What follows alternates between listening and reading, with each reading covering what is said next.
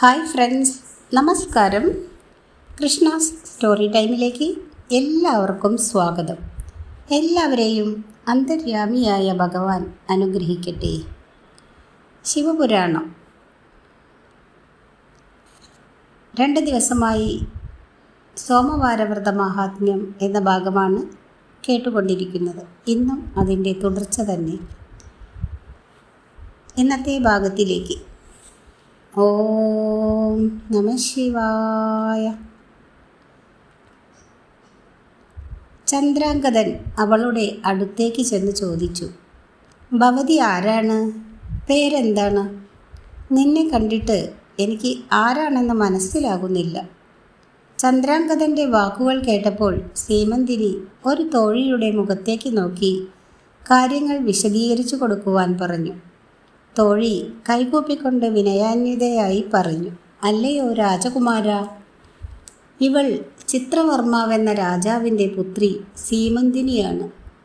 ഇവളുടെ ഭർത്താവ് അങ്ങയെപ്പോലെ തോന്നിക്കുന്ന സുന്ദരനായ ചിത്രാംഗതനാണ്. ഒരിക്കൽ ഈ നദിയിൽ ജലക്രീഡയിൽ ഏർപ്പെട്ടുകൊണ്ടിരിക്കുമ്പോൾ വള്ളം മറിഞ്ഞ് വെള്ളത്തിൽ വീണ് അദ്ദേഹം മുങ്ങി മരിച്ചു. അതുമൂലം സീമന്തിനിക്ക് വൈധവ്യവുമായി. കൂടാതെ ചന്ദ്രാംഗതൻ്റെ പിതാവിനെ ശത്രുക്കൾ ആക്രമിച്ച് പിടിച്ചുകെട്ടി. ഇങ്ങനെ പല പ്രകാരത്തിലും ഇവൾ 3 വർഷമായി വേദന തിന്നുകയാണ്. എങ്കിലും ഇവൾ ഭഗവാൻ മഹേശ്വരനിൽ മനസ്സുറപ്പിച്ചുകൊണ്ട് ഭക്തിയോടെ തിങ്കളാഴ്ച വ്രതം അനുഷ്ഠിച്ചു വരികയാണ്. ഇന്ന് സോമവാരമാണ്. അതിനാൽ നദിയിൽ കുളിച്ച് മഹാദേവനെ ദർശിക്കുവാൻ വേണ്ടിയാണ് ഞങ്ങൾ ഇവിടെ എത്തിയത്. അങ്ങ് ആരാണെന്ന് പറഞ്ഞാലും അതറിയാൻ ഞങ്ങൾക്ക് താല്പര്യമുണ്ട്. ഞാനൊരു സിദ്ധനാണ്, സിദ്ധന്മാരിൽ ഒരുവനാണ്. അദ്ദേഹം യാന്ത്രികമെന്ന പോലെ മറുപടി പറഞ്ഞു. ചന്ദ്രാംഗതൻ്റെ മനതാരിൽ ദുഃഖവും സന്തോഷവും പ്രേമവും നാണവും ഒക്കെ കുടിയേറി. തൽക്കാലം പരസ്യമായി ആരാണെന്ന കാര്യം വെളിപ്പെടുത്തേണ്ടതില്ലെന്ന് അദ്ദേഹം വിചാരിച്ചു. പിന്നെ സീമന്തിനിയുടെ അടുത്തേക്ക് ചെന്ന് ചെവിയിൽ മന്ത്രിച്ചു, ഹേ സുന്ദരി, നീ ഒരു വിധത്തിലും ദുഃഖിക്കരുത്. നിന്റെ ഭർത്താവ് ഇപ്പോഴും ജീവിച്ചിരിപ്പുണ്ട്. 3 ദിവസത്തിനകം ചന്ദ്രാംഗതൻ നിന്റെ അടുക്കൽ എത്തിച്ചേരുന്നതാണ്. ആ വിവരം മുൻകൂട്ടി നിന്നെ അറിയിക്കുവാനാണ് ഞാൻ വന്നത്. ഇക്കാര്യം മറ്റാരെയും അറിയിക്കരുത്. ഭഗവാൻ ശ്രീശങ്കരൻ നിന്നെ രക്ഷിക്കാതിരിക്കുമോ? ഇത്രയും പറഞ്ഞിട്ട് ചന്ദ്രാംഗതൻ സീമന്തിനിയുടെ കണ്ണുകളിലേക്ക് പ്രേമാധിക്യത്തോടെ ഉറ്റുനോക്കി. അവളിൽ സൗന്ദര്യം പൂത്തുലയുന്നതായി അദ്ദേഹത്തിന് അനുഭവപ്പെട്ടു. അതോടെ അവൾ തൻ്റെ പ്രാണേശ്വരി തന്നെയാണെന്ന് ബോധ്യപ്പെടുകയും ചെയ്തു. പക്ഷേ സീമന്തിനിയുടെ മനോരഥം അസാധാരണ ചിന്തകളുടെ ലോകത്തേക്ക് കുതിച്ചു. 3 വർഷങ്ങൾക്ക് മുൻപ് മരിച്ചുപോയ എൻ്റെ ഭർത്താവ് തിരിച്ചു വരുന്നത് എങ്ങനെയാണ്? ഒരു പക്ഷേ താൻ കേട്ടത് സ്വപ്നമാണോ? അതോ മനസ്സിൻ്റെ വെറും തോന്നലോ? സ്വപ്നത്തിൽ പോലും തനിക്ക് ഭർത്തൃദർശനം ലഭിച്ചതായി ഓർക്കുന്നില്ല. പിന്നെ എങ്ങനെയാണ് നേരിട്ടുള്ള ദർശനം ലഭിക്കുന്നത്? അതിനുള്ള എന്ത് പുണ്യമാണ് ഞാൻ ചെയ്തത്? ഒരു പക്ഷേ പണ്ട് തപസ്വിനിയായ മൈത്രേയി മാതാവിൻ്റെ വാക്കുകൾ അനുഗ്രഹങ്ങളായി മാറുന്നതാണോ? അതോ താൻ വിധിപൂർവം അനുഷ്ഠിക്കുന്ന തിങ്കളാഴ്ച വ്രതത്തിൻ്റെ മാഹാത്മ്യമോ? എന്തായാലും പാർവതീകാന്തനെ പൂജിച്ചാൽ പുണ്യം കരുണാനിധിയായ ഭഗവാൻ തരാതിരിക്കില്ല.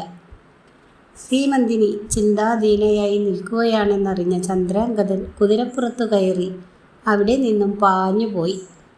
നിമിഷങ്ങൾക്കുള്ളിൽ അദ്ദേഹം നിഷധ രാജധാനിയിലെത്തി. ബന്ധുക്കളായ ശത്രുക്കളെ അകറ്റാൻ അദ്ദേഹം പന്നഗരാജനെ ഏർപ്പെടുത്തി. നാഗനന്ദനൻ ഇപ്രകാരം ഉറക്കെ അറിയിച്ചു, കരുത്തനായ ചന്ദ്രാംഗതൻ ഇതാ മടങ്ങി വന്നിരിക്കുന്നു. ഹേ ദുഷ്ടന്മാരെ, ജീവൻ വേണമെങ്കിൽ സിംഹാസനം ഉപേക്ഷിച്ച് ഓടിക്കൊള്ളുക. രാജാവിനെ തടങ്കലിൽ നിന്നും മോചിപ്പിക്കുക. പന്നഗരാജാവായ തക്ഷകൻ്റെ രാജധാനിയിൽ നിന്നും വേണ്ടത്ര തയ്യാറെടുപ്പോടെയാണ് ഞങ്ങൾ വന്നിരിക്കുന്നത്. ഈ കൽപ്പനകൾ ഉടൻ അനുസരിച്ചില്ലെങ്കിൽ യമപുരിയിലേക്ക് പോകുവാൻ തയ്യാറായിക്കൊള്ളുക. പന്നഗബാലൻ്റെ ഉച്ചത്തിലുള്ള മുന്നറിയിപ്പ് കേട്ട് ശത്രു രാജാക്കന്മാർ ഇന്ദ്രസേനനെ കാരാഗൃഹത്തിൽ നിന്നും ഉടൻ മോചിപ്പിച്ചു. പിന്നീട് ഭക്തി-ആദര പുരസ്സരം പത്നി സമേതം സിംഹാസനത്തിലിരുത്തി. അതിനുശേഷം ശത്രുക്കൾ ചെന്ന് ചന്ദ്രാംഗതൻ്റെ കാൽക്കൽ വീണ് നമസ്കരിച്ചു. പഴയ കാര്യങ്ങളെല്ലാം മറന്ന് അദ്ദേഹം അവർക്ക് മാപ്പ് കൊടുത്തു. മാത്രമല്ല, വേണ്ടത്ര ധനം കൊടുത്ത് മടക്കി അയക്കുകയും ചെയ്തു. ഇത് കണ്ടുനിന്ന സേനാനായകന്മാരും പുരവാസികളും നാനാജാതി മതസ്ഥരായ മറ്റുള്ളവരും ബ്രാഹ്മണരും പ്രഭുക്കന്മാർ തുടങ്ങിയ സകലരും ഉദ്യാനത്തിലിരിക്കുകയായിരുന്ന ചന്ദ്രാംഗതനെ ചെന്ന് കണ്ട് നമസ്കരിച്ചു. അനന്തരം അദ്ദേഹം ഉദ്യാനത്തിൽ നിന്നും എഴുന്നേറ്റ് ചെന്ന് മാതാപിതാക്കളെ നമസ്കരിച്ചു. മാതാപിതാക്കൾ അത്ഭുതത്തോടും ആനന്ദത്തോടും കൂടി തങ്ങളുടെ വാത്സല്യനിധിയായ പുത്രൻ യാതൊരു ആപത്തും കൂടാതെ മടങ്ങി വന്നതിൽ അത്യധികം സന്തോഷിച്ചു. അതിനുശേഷം അച്ഛനമ്മമാരും ബന്ധുക്കളും ചന്ദ്രാംഗതനെ ആശീർവദിച്ചു. ചന്ദ്രാംഗതൻ 3 വർഷക്കാലത്തെ തൻ്റെ തിരോധാനത്തെക്കുറിച്ചുള്ള സംഭവങ്ങൾ അവരോട് വിവരിച്ചു.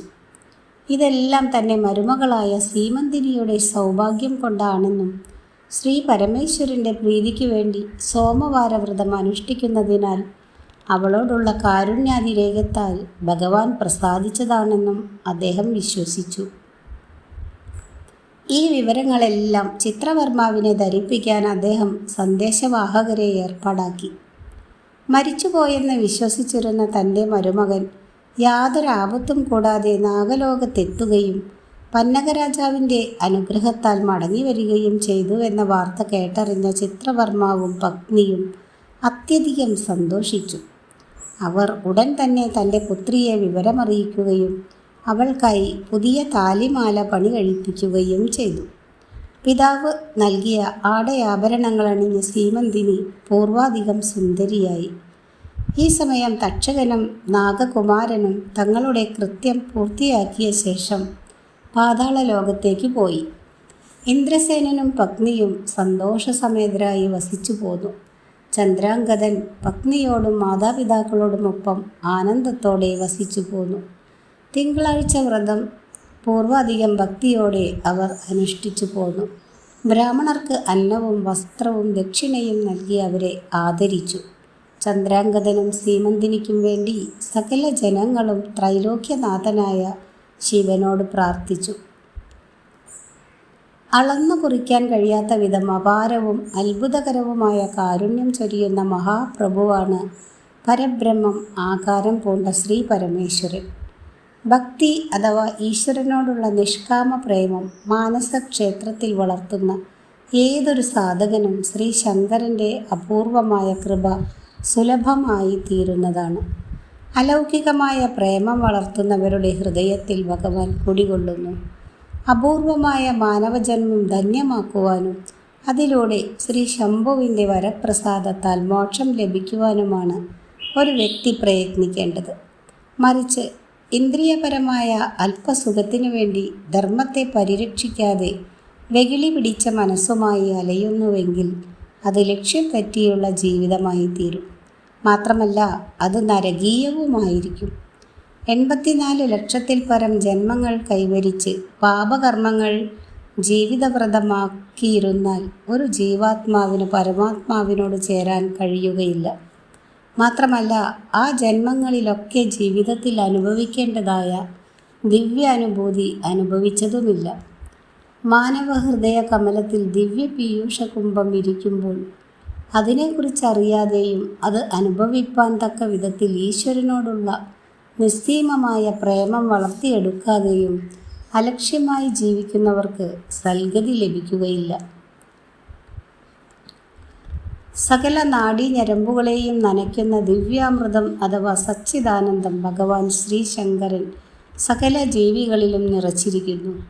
ഭാഗ്യവശാൽ മുൻ ജന്മങ്ങളിൽ ചെയ്തു കൂട്ടിയ പാപത്തിൻ്റെ ഭാണ്ഡക്കെട്ടുകൾ അനായാസം വലിച്ചെറിയുവാനും ജീവിച്ചിരിക്കുന്ന നാളുകളിൽ ഓരോ ശ്വാസഗതിയും ഈശ്വരോന്മുഖമാക്കുവാനും ഒരാളിന് സാധിച്ചാൽ തീർച്ചയായും ആ വ്യക്തിക്ക് പരമമായ ദിവ്യാനന്ദം അനുഭവിപ്പാൻ സാധിക്കും.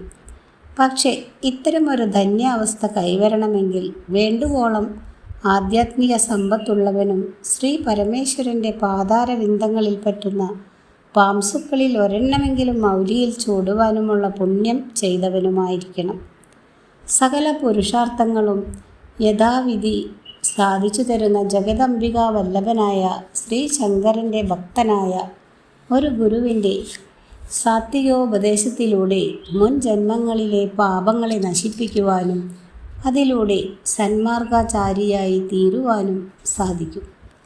ഈ കലിയുഗത്തിൽ മോക്ഷം ക്ഷിപ്രസാധ്യമാണെന്നാണ് ക്രാന്തദർശികളായ മുനീശ്വരന്മാർ പ്രസ്താവിച്ചിട്ടുള്ളത്. ശ്രീ പരമേശ്വരൻ്റെ മഹാകൃപയ്ക്ക് പാത്രമാകാൻ ഏതൊരു വ്യക്തിക്കും കഴിയുന്നതാണ്. പൂജാമുറിയോ മറ്റുള്ള സംവിധാനങ്ങളോ ആവശ്യമില്ല. അശുദ്ധവും അനാവശ്യവുമായ മേഖലകളിൽ കടിഞ്ഞാണില്ലാത്ത അശ്വങ്ങളെപ്പോലെ സദാ വിഹരിച്ചു നടക്കുന്ന മനസ്സിനെ ധാരണയിലൂടെ നിയന്ത്രിച്ചു നിർത്തുന്നതിനെ ഈശ്വര ദർശനത്തിൻ്റെ അദ്വൈത ചിന്താധാരയിലേക്ക് തിരിച്ചു വിടുവാൻ കഴിയുന്നവരാണ് ജീവിത ലക്ഷ്യം സാർത്ഥകമാക്കുന്നത്. അല്പസുഖങ്ങൾ അനുഭവിപ്പാൻ സദാ ആർത്തി കാട്ടുന്ന ചലനാത്മകമായ നാവിൻ്റെ ആഗ്രഹങ്ങൾക്കൊത്ത് വിട്ടുകൊടുക്കാതെ അവയെ ഒരു വ്യക്തിയുടെ ധാരണയ്ക്ക് വിധേയമാക്കി നിർത്തിക്കൊണ്ട് എപ്പോഴും ജഗദീശ്വരൻ്റെ തിരുനാമത്തെ അവിടെ കുടിയിരുത്തുവാൻ കഴിയണം. യാത്ര ചെയ്യുമ്പോഴും മറ്റ് കർമ്മങ്ങളിൽ ഏർപ്പെടുമ്പോഴും നാവുകൊണ്ട് ഓം നമഃശിവായ എന്ന തിരുനാമം അനവരതം ഉരുക്കഴിക്കണം. ഇപ്രകാരം തിരുനാമോച്ചാരണത്തിലൂടെ മാത്രം ഒരു സാധകൻ ഭഗവാന്റെ ഇഷ്ടപാത്രമാകുകയും ഒരു സൽഗുണസമ്പന്നനായ സാധകനാവുകയും ചെയ്യും. സീമന്തിനിക്ക് 14-ാമത്തെ വയസ്സിൽ വൈധവ്യം വിധിച്ചിട്ടുണ്ടെന്ന ജ്യോതിഷ പ്രമാണം സത്യം തന്നെയായിരുന്നു. തൻ്റെ വിധിയെ പഴിക്കാതെ അതിനെ മറികടക്കാൻ വേണ്ടി വിധിപൂർവം സോമവാരവ്രതത്തിൽ ഏർപ്പെടുകയാണ് അവൾ ചെയ്തത്. തനിക്ക് ഇത്തരമൊരു വിധി നിശ്ചയിച്ച ഭഗവാനെ കൊണ്ട് തന്നെ അത് തിരുത്തി കുറിക്കുവാനാണ് സീമന്തിനി ഒരുങ്ങിയത്. കാരണം വിധിയെ മറികടക്കാൻ താൻ അപ്രാപ്തയാണെന്ന് ആ സാത്വിക്ക് അറിയാമായിരുന്നു. വിവാഹശേഷം ഭർത്താവ് ചന്ദ്രാംഗതനെ കൊണ്ടും അവൾ സോമവാരവ്രതം നടത്തിക്കുന്നു. എന്നാൽ പൂർവ്വവിധി ഭഗവാൻ തന്നെ നിശ്ചയിച്ചിരുന്നതിനാൽ 3 വർഷക്കാലം അവൾക്കത് അനുഭവിക്കേണ്ടി വന്നു. എങ്കിലും ശ്രീ ശങ്കരൻ്റെ കൃപയാൽ വീണ്ടും പ്രാണേശ്വരനുമായി ഒത്തുചേരാൻ അവൾക്ക് ഭഗവാൻ അവസരം കൊടുത്തു. അങ്ങനെ തിങ്കളാഴ്ച വ്രതത്തിലൂടെ പരമമായ ആനന്ദം അനുഭവിച്ച് അവർ ജീവിതം തുടരുകയും ചെയ്തു. ഇതോടുകൂടി സോമവാരവ്രത മാഹാത്മ്യം എന്ന ഭാഗം അവസാനിച്ചിരിക്കുന്നു. ഇന്നത്തെ വീഡിയോ അവസാനിപ്പിക്കുകയാണ്. അടുത്ത ഭാഗം അടുത്ത ദിവസം കേൾപ്പിക്കാം. വീഡിയോ ഇഷ്ടമായാൽ മറക്കാതെ ലൈക്ക് ചെയ്യുക, subscribe and share. Thank you for watching.